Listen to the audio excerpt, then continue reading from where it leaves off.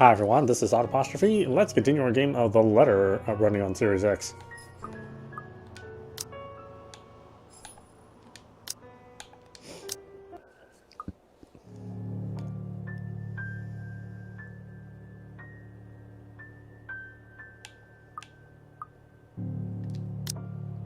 No, I just came down and saw you were having a hard time with the telly.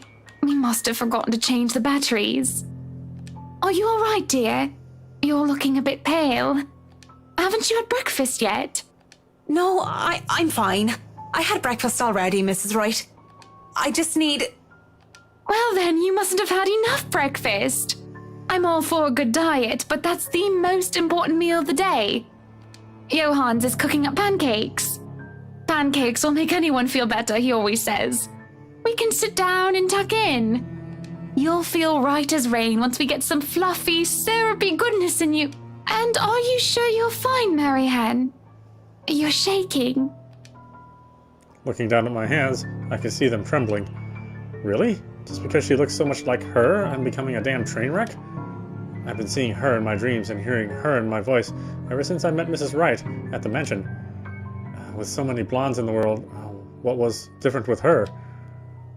What was different this time? Just not feeling too well, or I just remembered something. Okay, not sure which one is the better answer. I'll just say I'm not feeling too well. I mean, it's honest. I'm starting to go mad, I am. But there is work to be done, and the clock isn't going to stop ticking while I go about having a breakdown. I should go to the loo, splash water on my face, and snap out of it. At least until the end of the day, if I can just last that long. I think I just need to excuse myself for a minute, if that's all right. She places a hand on my arm, gentle as can be. What? No. What if you suddenly fall over or faint while you're all alone? You can just sit down right here and I'll go get you a glass of water. Or would you like some beer? That's how you are nowadays now. Drowning everything in booze. No, I don't want anything to drink! Just... I must have said that forcefully, judging by the look on Mrs. Wright's face.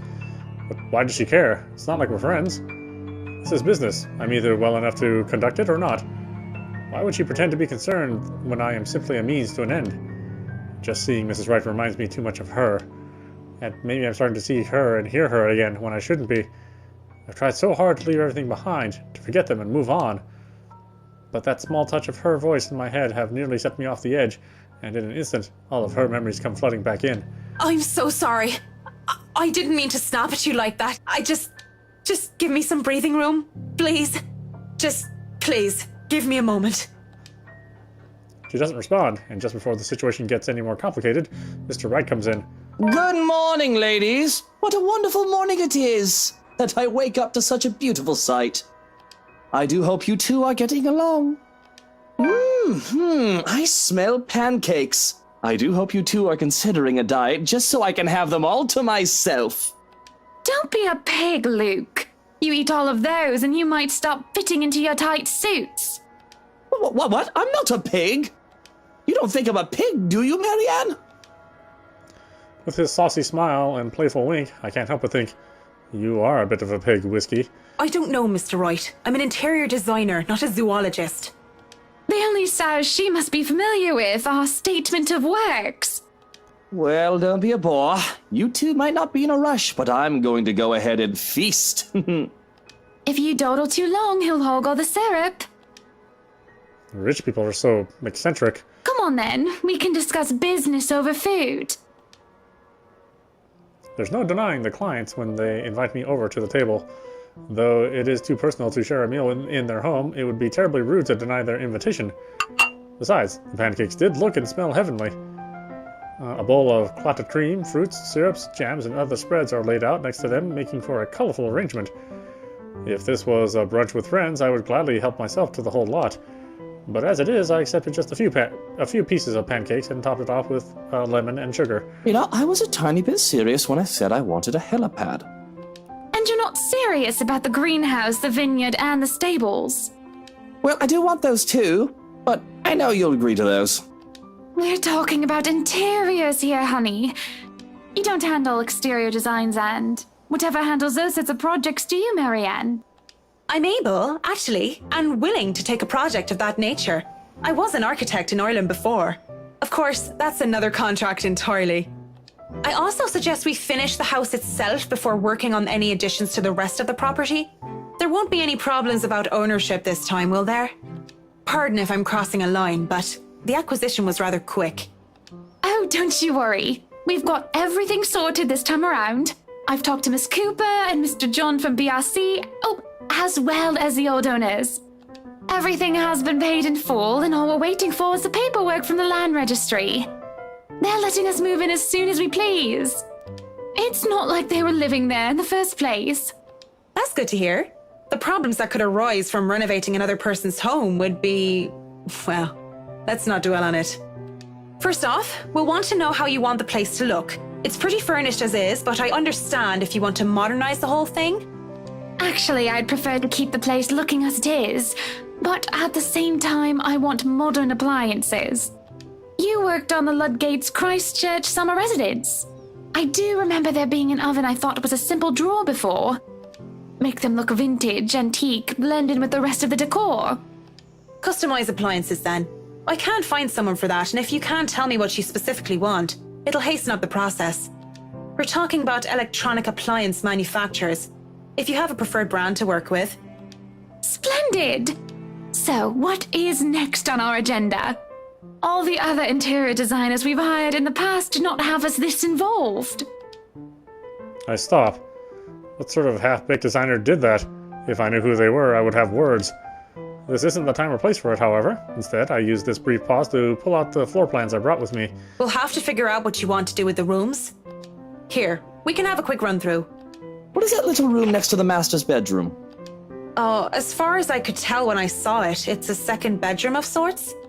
Used, apparently, for the ladies in waiting who has served Lady Charlotte Ermengarde. Which is strange, as that isn't the norm for these sorts of houses. Well, we're not stuffing Johans in there. He won't fit. You don't suppose we could turn it into a walk-in closet and a dressing room? I love fashion, but do we really need to turn an entire room into a walk-in closet, dear? We'll have large closets and a wardrobe in the bedroom already.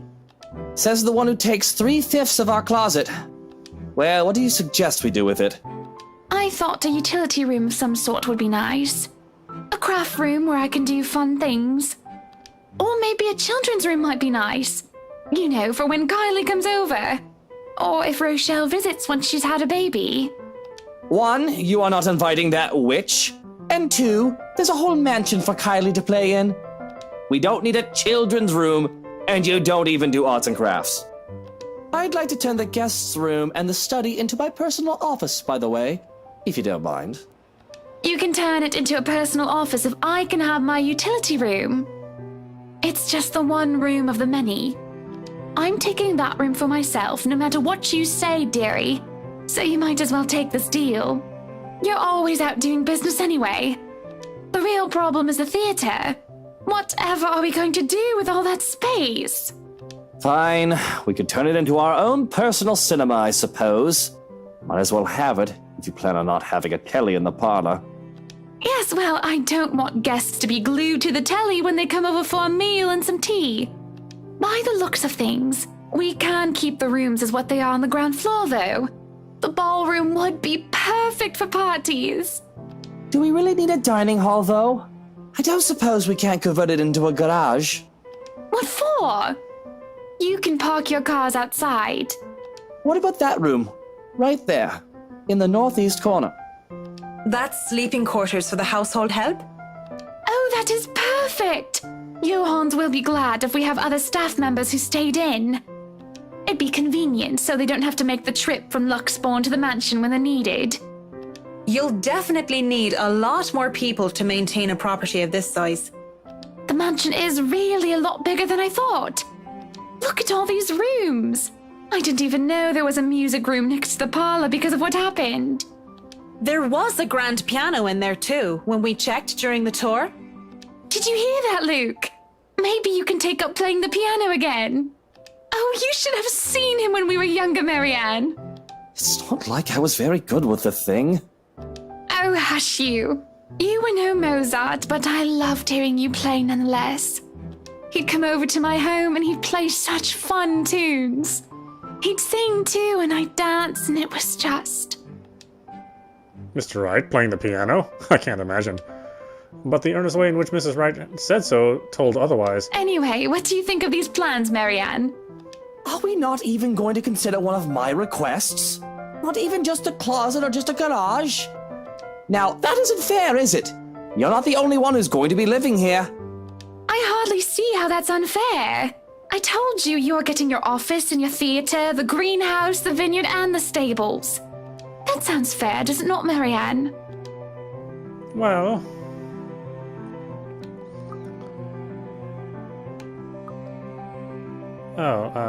whose side do I want to take?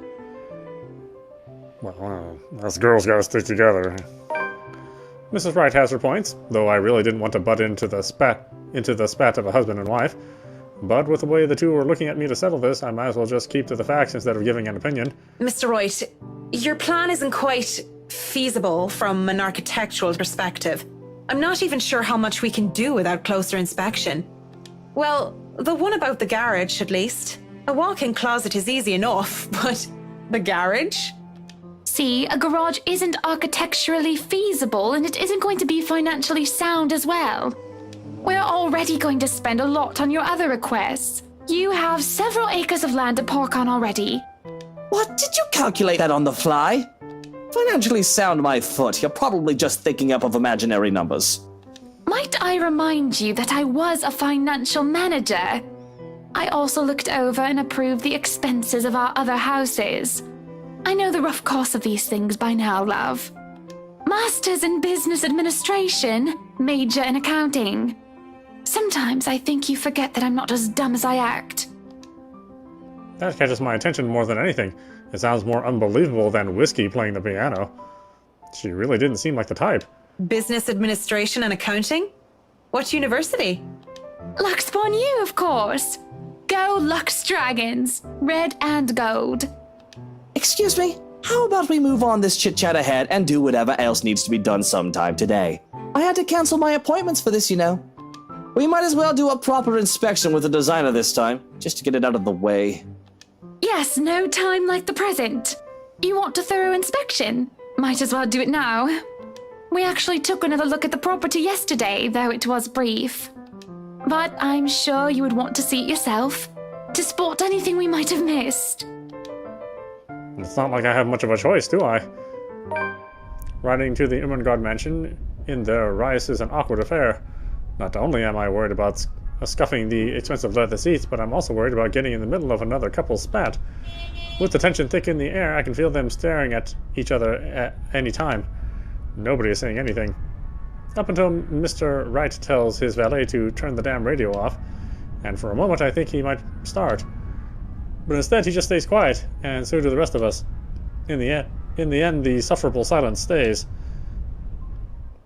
I have never been so glad to see a house. Stepping out of the car and up to the mansion meant the end of an uncomfortable ride, and I can finally take a deep breath of fresh air. The beauty of the place never fails to make me gaze and wonder every time I see it as well. Mrs. Wright moves towards the front door, keys in hand, I can already hear Mr. Wright plotting. All right, Johannes, we're going to go in, but I want you to look around the place. Familiarize yourself with it. Know every nook and cranny, every inch of the lot. Go and see where we can put that vineyard and the other things we talked about. We'll want to know where to station security as well, so go around the perimeter and figure it out.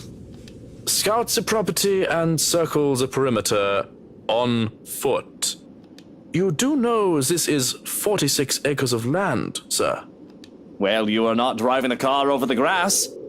Put those long, spidery legs of yours to good use. I didn't hire you to stand around and look intimidating. Go, mush. Someday I'd like to ask how Johannes can even stand and tolerate the man. Why doesn't he just quit? Certainly the pay can't be that good.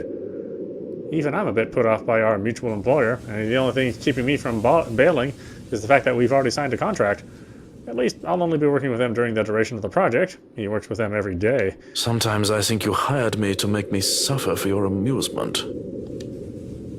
Someday I'd ask. I feel a bit bad for him. If it's any consolation, he'll be away from Mr. Wright, if only for a little while. were able to enter the mansion after a bit of standing out there in the sun.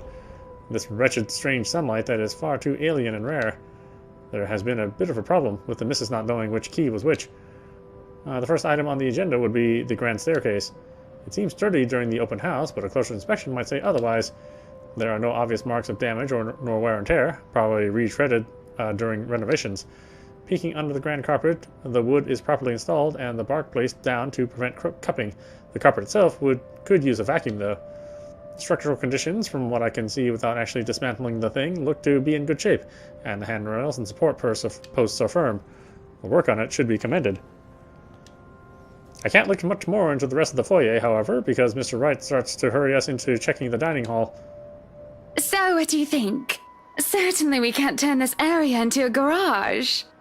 It's Jacobean architecture. I'd say these would be pilasters and not buttresses, but you never really know. They really liked mixing up these elements. You could say it was pretty avant-garde at the time. We might hit a support beam if we're not careful. And in layman's terms? From what I see here, we could risk great damage to the house if we try to turn the dining hall into a garage. The man didn't look too pleased at this. There's a look of disappointment before he sighs and looks around the place with an air of defeat. When he moves to speak, I dread another unreasonable demand. Again. This will stay a dining hall then. But if I may have another request instead, at least spruce the place up with some flowers, some plants or something. It feels so old and dead in here. That's hardly unreasonable. Daffodils are a must, I presume. The look that passes between the two of them, there is a genuine look of fondness there. This is the first time I've seen such an exchange between the two of them. If anyone are to see them like this, there is little doubt that they loved each other. Of course, and I want a garden full of them. Now, if you excuse me, I'd like to look at the rest of the house. I'll just be around here downstairs, if anybody needs me. That leaves Mrs. Wright and I. He's quite fond of them, you know. I can imagine. He looked terribly upset when we told him he can't have his garage. I meant the daffodils. We always have a vase full of them in every house we own. Somewhere, I'd like to think. They may be about his mother. He never talks about her. I don't even know her name. He likes to flatter, claim that they remind him of me, but he's always loved the flowers, even before we married.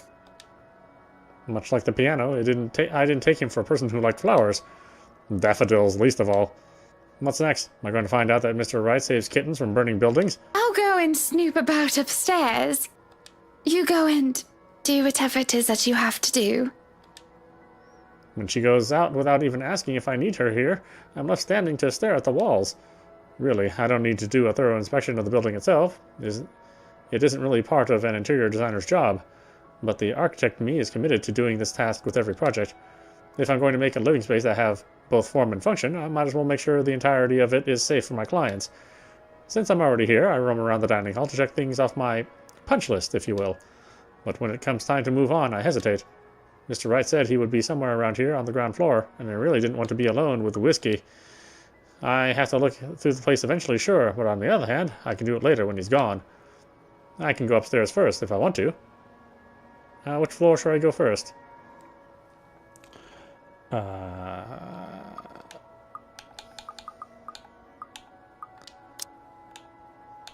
Actually, we haven't really made any decisions I would go back on, so let's check the first floor. I've already seen enough of this floor during the open house. Of course, I know this is just a convenient excuse. I just don't want to be in the same room as whiskey anytime soon. So I might as well go upstairs first.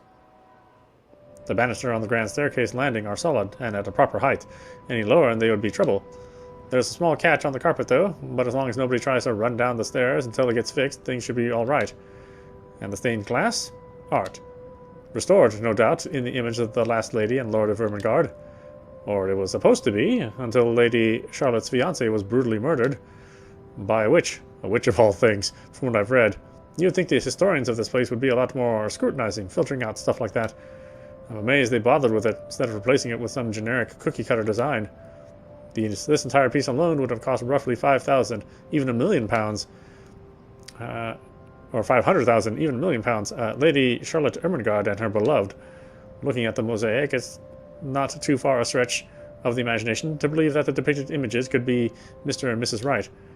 It can easily be assumed as such if one doesn't know the history of the mansion. Really, a place like this should be protected by the government as a landmark. But what can I do about it? Walking into the East Wing, I try to go into the theater, but is met with an obstacle. The obstacle that is locked doors. 2 doors. 2, and both of them are locked. I'd be frustrated. Would be if I already hadn't snuck off while the Wrights were having their little business meeting with Miss Cooper before to take a peek. With what Mr. Wright wanted, we'd have to install a powerful projector, the type they use in cinemas, and a projection screen. The seats would have to be reupholstered if they are to be any comfortable, and the walls will have to be covered in dark material, paint, wallpaper, or install wall-to-wall carpeting. Really, of all the rooms I could be jealous of, it's this one. I could just picture myself in there, watching old kung fu flicks on a weekend-long marathon. Makes me wonder what kind of movies Mrs. Wright would like. Rom-coms, perhaps? Her husband, on the other hand, I'd rather not think about it. In the middle of my notation and planning, I don't even realize that I'm not alone until I'm caught standing in front of a locked door like a fool. Were you meaning to go in there? I'm afraid we won't be able to open it up today. Oh well, I wanted to, but it's fine. I can still survey the rest of the place. Apologies, but a key was missing when they were handed over. They told us that they'd get right back to us with it. What? But aren't they supposed to hand over all the keys once property changes hands? That can be grounds to file a complaint. They were already kind enough to let us move in so early. There's no need to raise a fuss about it. Worst comes to worst, we can call for a locksmith.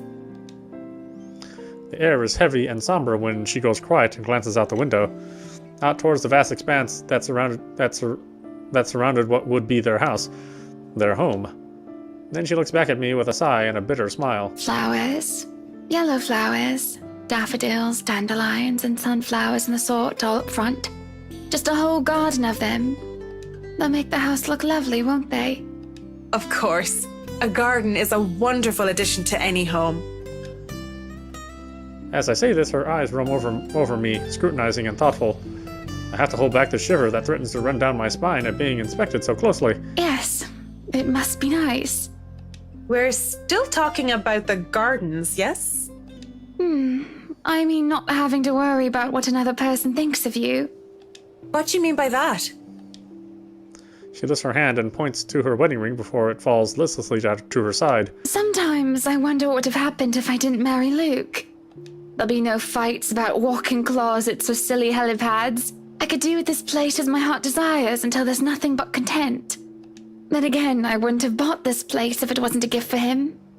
I probably wouldn't even be in Luxbourne if it wasn't for him. Maybe I would have moved to London, Manchester, or Birmingham. I might have even left the country altogether. France, Germany, Spain, Canada, Sweden, even America. The possibilities would have been endless. I don't know what to say to that. What is there to say? I'm sorry, I must sound so petty and ungrateful. I do love him. So very much, even if he can be a bit difficult at times. Oh no, not at all. I'm just confused why you're telling me this, of all people. Just a whim, I think. Just flights of fancy, that's all. Don't you ever think about one decision you've made in your life and wonder how much would change if you chose to do things differently? I try not to dwell on the past, ma'am. Key word is try, of course. Thinking of the past brings up too many ghosts, memories of her. And I do wonder what would change if I just said yes when she asked for me. Maybe she'd still be with me. I return to the present, just like I said. I try not to dwell on the past. Why don't you decide on your own, I guess? Her worry seems simple enough. I mean, it doesn't have to be as difficult as she makes it out to be, right? Why don't you decide on your own? I meant nothing against Mr. Wright, of course, though whiskey buggered me to no end. By law, she would be the owner of the house. Well, unless they signed a joint property ownership anyway, which is a rare thing, as far as I know, especially among the highbrow types. Sure, they could actually love their spouse. I don't doubt the possibility. But money is money, and it makes people do the most horrible things sometimes. It's your house. You can paint the whole place pink if you want, and there's not much he can do. The somber expression she had changes to a look of contempt. I could, but we are husband and wife. Equal partners in marriage, Marianne, though I can see that you don't understand. This is his home as much as it is mine. I'm not going to go behind his back over a room. And how dare you suggest that?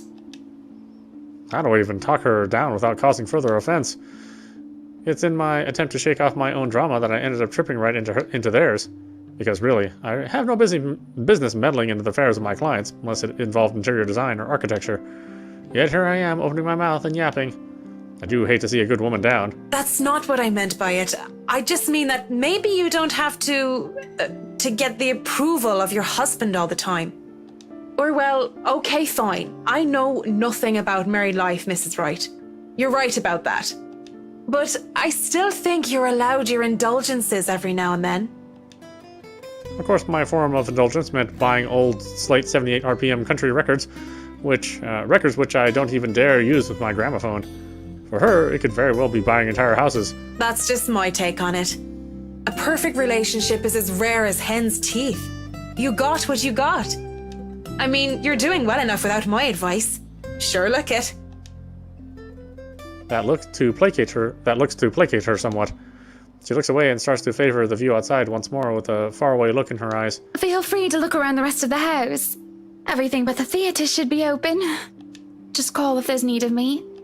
Of course, Mrs. Wright. I really shouldn't have opened my big mouth in the first place. That sort of thing only gets me in trouble. Keep it clean, keep it simple, and stick to business. That's it. Be professional. But I failed to do that just because of a pretty face. When she turns to leave, she glances back at me before disappearing into the foyer. I look out the window from where she is standing, and I move on. Alone with nothing but my thoughts and her. Finally, some peace and quiet. Thought the old biddy would never leave. It's utter madness, this hearing things. I reckon it's the stress, though. I don't know exactly what I'm stressed about. If meeting Mrs. Wright has really thrown me for a loop, I'd be worried. If I'm developing some sort of psychosis or disorder, well, I'd call a doctor. But hopefully it isn't that. Not right here and not right now.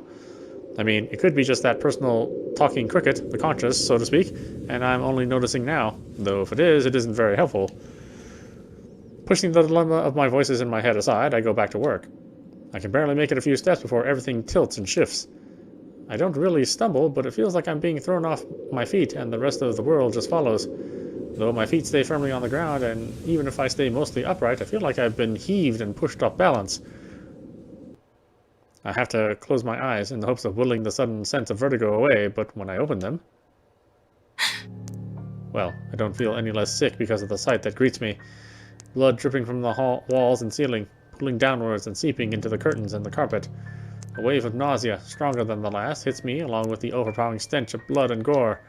I want to bolt. The rational part of my head is telling me to flee, and I would have gladly done as it asked, if only I didn't hear her.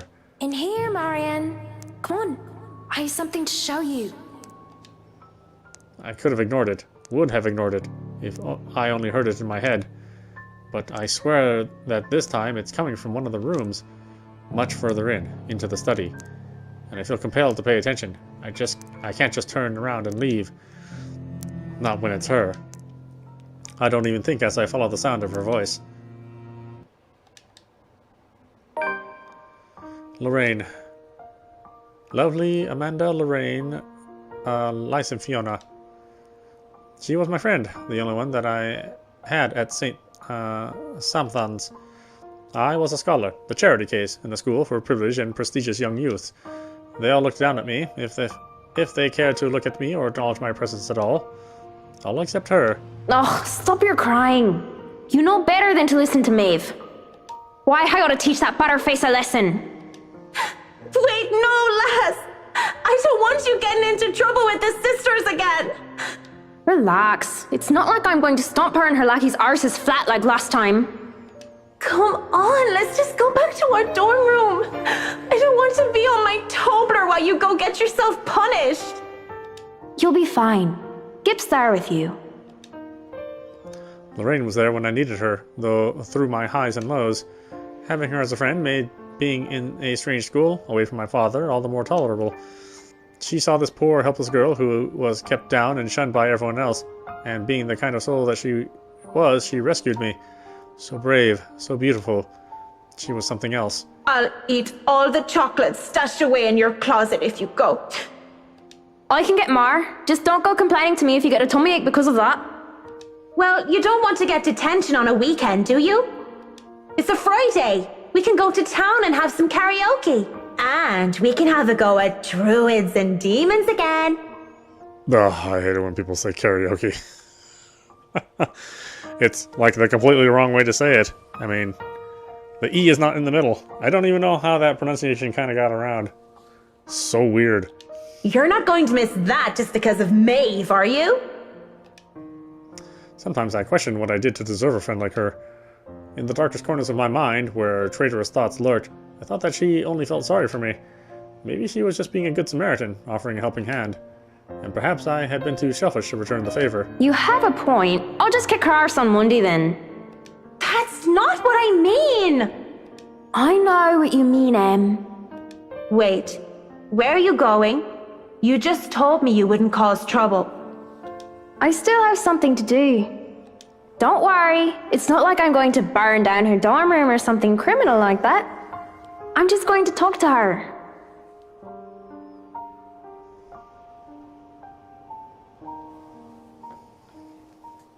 Maybe I'll make it so that her room smells like a dog's air biscuit. That'll make it an excellent weekend. I'll see you in a bit, Marianne. Lots of tumblers. Because when she told me that she loved me, I couldn't admit that I felt the same way. Not to her, and not even to myself. It was wrong. I was taught that way. Husband and wife. One man and woman. Unclean, impure. I prayed for her and I, for our sins and our salvation. I wanted to apologize for disregarding her feelings so callously. It must have been like a slap to her face for her. But life had gotten in the way. Exams, which were trivial in hindsight now, took top priority. I had to keep my grades up to keep my scholarship from my father. I told myself I would apologize to her when those were over, that I needed to focus first and not let anything distract me. It had been easy when she avoided me like the plague. She was upset, I get that. I thought I had the time to make things right, but... At 7 in the morning, students found a 5th year dead. Assumed to have fallen from her dormitory window. They told us that it was an accident. That was the official statement. But I knew better. She was dead because of me. Maeve had a hook and I kicked the bucket, didn't she? Ding dong, the witch is dead! She had, though she didn't say which Lorraine. But at least Maeve had the courage to admit how she felt about me. I don't even know how long I've been stuck here in a trance. In the mirror, Lorraine smiles at me. She's as beautiful as I remember her. But then... I feel bile rise up in my throat as her clean image warps into how she looked when they had found her dead, lying on the cold, hard ground. Good Saint Dibna, great wonder worker in every affliction of my mind and body, help me. I'm seeing things, hearing things. Am I going completely insane? Looking everywhere but at her, I hope and pray that it's enough to will whatever this is to go away. It doesn't even immediately register in my head that I can just leave. You, on the other hand, can't even look me in the eye. This isn't real. You're not... You're dead! I'm dead. Because of you. And you won't even look at me. Look at me. My breathing quickens. I can feel my heart being torn apart by her words. I'm so sorry, Lorraine. Look at me! I can't take it because she's right. It was my fault. The least I can do is look at what I've done. Lorraine, broken and bleeding, looks at me with such hate-filled eyes, and a natural smile stretches across her face, and I can only see malice in it. Then she lunges as the mirror ripples around her form, the glass parting like the water's surface for her. She grips my shoulders, and I can feel her nails dig deep, sharp even through the fabric of my clothes. There you are. Oh. Why won't you love me? That was actually some heavy tapping too. I really had to pound those things. Apologies spill through my lips as tears cloud my vision. But I won't give in to this madness. With every bit of strength I have left, I struggle to get away from her. Fear grips and threatens to choke me. I endure. I escape. And without turning back, I stumble back out. In my panic, I don't even care to look where I'm going. With one hand on the wall to steady me, I just hobble as fast as I can away from the study, away from that mirror. Freedom is bittersweet. I'm free from the madness, it seems, as running out into the hallway reveals it to be in pristine condition. But it means I've turned my back on Lorraine. Again. I have no plans of stopping, not until I know I'm safe. And if that means walking back to Luxburn, as ridiculous as the idea is, then so be it. Suddenly, someone grabs a hold of me, however. Fingers digging deep into my shoulder, and my heart nearly stops. My body seizes, and I nearly scream. Marianne, you look awful. I mean, not awful, but... Did something happen? Are you all right? Mrs. Wright, I... Without thinking, I sought comfort, seeing that it wasn't her. It's a sudden impulsive thing to do, and had I been in better condition, I wouldn't dare of doing such a thing. But I didn't know what else to do. Though I know I shouldn't, her warmth, her scent, they grounded me. She is intoxicating. Marianne, what's going on? Oh, you're shaking like a leaf. Tremors run through my body as soon as my mind realizes I am no longer in danger. I wanted to cry, scream about what I've seen, but like a scared child, I couldn't control myself. My mind couldn't reconcile with what I had seen. I should just write it off as a figment of my imagination, yet I can still feel her nails cutting into my skin. Are you sick? Should I call for a doctor? I'm sorry, Mrs. Wright. Just feeling a little woozy and lightheaded is all. Let's get you somewhere to sit down then. Come on, don't worry, I have you. A lie, but a whole lot less complicated than telling her I was attacked by a dead girl. When the feeling of fear eases off, I feel nothing but shame for my actions. I quickly back away as I clear my throat and nod my thanks. I think I've had enough looking around.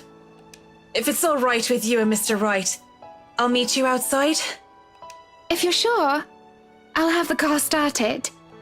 Do you need assistance heading downstairs? I'm all right, ma'am. Just go on ahead and I'll be right there. He seems to placate her worries, though only for a brief second. Before she heads down, I don't miss the concerned glance she shoots my way, hidden quickly under another smile. I won't begrudge her for it. That worry. The look on my face must have been a strange enough sight on its own. Even I am still reeling from it, whatever that was. Her voice still whispers in my ears. All these years, she still... No, Marianne. Shaking my head of the thoughts, I drag in a breath and follow shortly after Mrs. Wright. Whatever has happened in the past is long gone, only memories now. And those are the things I can no longer bring back. It's already dark as we make our way out of the mansion. With no lights, we are only illuminated by the headlamps of the Wright's car and the stars up above us. The sight of them helps me compose myself much more than several minutes of being alone did. The car's engine is running, yet the two still stand out on the lawn. Mrs. Wright is busy, eyes up to the stars, and Mr. Wright, arms crossed, has his eyes down on the ground. It is the crunch of grass under my heels that brings their attention to me. About time. What took you so long? A minute longer and I'd think the house swallowed you all up. Oh, hush, dear. I'm sure she has her reasons. Marianne doesn't seem the sort to idle. Sorry, I was just checking on something important. See, business is business and they take time, love. You should know that better than anyone. So, Marianne, what do you think? Are you the woman for the job? I know we already signed papers hiring you, but I want to be 100% sure that you are committed. I glanced back towards the mansion, knowing what I'd seen there. Or rather, who I thought I saw there, because there's just no way. Not to mention how I acted towards Mrs. Wright, for goodness sake. I should feel the slightest bit hesitant. I was lucky. I've seen enough films to know what happens when a promiscuous woman enters a haunted house. This is my chance to turn it down, make excuses, say that I'm not up to the task, that I need to take care of my old sick father, and just pay the fine, which is probably outrageous for a contract like this, and let it go. I should turn it down, but for some obstinate reason I can't. In the same manner I haven't let go of her, or the regret that has shadowed me since that day. Much as I hate to admit it, even to myself, seeing her again, the mischievous glint in her eyes, the loose tendrils of her hair curled around her forehead, it's something I've terribly missed, and now that it's here, almost within arm's reach, my father would tell me, sometimes you just simply have to go through with it, consequences be damned. And, well, I really don't have any logical reason to say no. At least not something a client like the Wrights would want to hear from a professional designer. It's certainly an interesting project. You can be sure I'm seeing it through the end. Such dedication! Oh, I do love the determination. You were always determined like that, weren't you? Hearing her voice again sends a chill running down my back. I can't wait for this day to be over. From the mansion and through Anselm, I rode with them in silence. But as soon as we hit the city proper, I asked to be dropped off and bid them good night. I thought it'd be best if I didn't stay too long in confined spaces with either Mrs. or Mr. Wright. Both seemed to cause me serious trouble, and if the project had been any less interesting or grand, I would have dropped it without a second thought. Would have, shouldn't have, won't. I assure them that my place isn't far off, and I have to fight off the urge to roll my eyes and groan when whiskey throws me a little smirk. But even in my own home, peace is elusive, as is sleep. I lie awake, thinking of what I saw in that mansion, of who I saw. If I so much as hear a single whisper from her, if I so much as see a wisp of her hair, I'm afraid I'll go mad. But none of that happens, and it makes me feel hollow. For 2 nights I had trouble sleeping, but it's only one morning, when fatigue has already let me rest, that I am reminded of what terrifies me so. October 26th, Wednesday. In my restless dreams, I see that mirror. Oh my god. Little Silent Hill callback. I mean, I'm glad they put them in here, but obviously it would make some people groan. Come on, you know, if you're into horror games, then certainly that seems a little familiar. The one in the study, and in it, I see her. I see them. Lorraine and Hannah. Hannah and Lorraine. Poor pathetic Marianne. Work, work, work. She'll work herself to death. See, she doesn't listen. That's all she did. Look at what happened to me. They talk amongst themselves with cruel smiles and venomous tongues. Or rather, to themselves, 2 heads, 1 body. A horrible mockery of these women, as if they were the one and the same. More's the pity. Life goes on and goes out, and she doesn't even see it. Do you think she'll even realize when she's kicked the bucket herself? When they say a person has had a hard time telling when they're in a dream, it was true enough. Even with this bizarre sight, even with the obvious implication that this isn't real, I can't help but feel distress. Likely. Is that any way to live at all? She might as well be dead. Cruel fate that she's alive and I'm... well... Though they speak into each other's ears, tones low and hushed, I can still hear them as clear as day. Their whispers pervade the air, heavy and oppressive. They bury and dig into my head like tiny maggots, worming their way into my skull. It is only then that they take notice of my presence. Eyes turn towards me and I can only feel small under their scrutiny. Caricature smiles etch into their faces, mimicking each other grotesquely. Oh, Marianne! How long have you been standing there, dearie? Come join us, Marianne. We won't bite. Unless you ask, that is. Have you been looking at us? Spying? How scandalous. Such a naughty girl. I'm sure you were just waiting for something lewd to happen, weren't you? You know she will not admit it. She thinks it wrong. You've said it so yourself. Yes. She thought me wrong, impure, abnormal, because I loved her. My breath hitches and I open my mouth to protest, but they stop me, screeching. The mirror that holds them cracks, lines splattering across its surface. Do not lie! We know the gluttonous thoughts you try to deny, girl.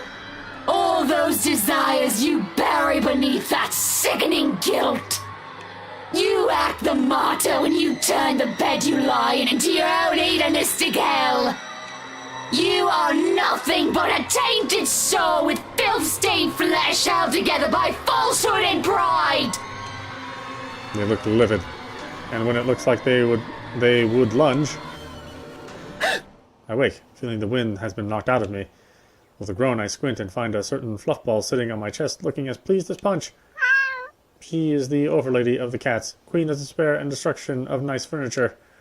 Though I can't stay mad at her majesty, just because it feels like she did something good this time. I was having a nightmare, but even I can't remember what it was about. Trying to recall leaves a terrible pit in my stomach. Maybe it's probably better that I don't remember. Good morning, Baruthiel. Who's a good kitty? Are you hungry? Is that why you woke me up? A content purr comes from my sweet dear before she jumps off the bed and trots towards the kitchen. On the other hand, it takes me a bit more before I roll out of bed and start my day. Mornings before work is always a quiet affair. Shower first, then a mug of coffee and a bowl of oats. Sometimes I do stretches, and I can always check my work email. The Wrights will be moving into the mansion today. I don't think the paperwork is officially done yet, but it isn't too far-fetched to think that they were allowed to start their move despite that. Rich people like them will always find ways to get what they want, after all. I'll be leaving you again today, Beth. So you behave and make sure not to shred up my new covers, okay? And don't worry, I didn't forget tomorrow is Black Cat Day, so I'll throw you a party. But only if you behave like a proper lady. She barely gives me a glance as I say that before going back to her own food. Cats. Still better than humans, most of the time. Too bad I have to work with humans.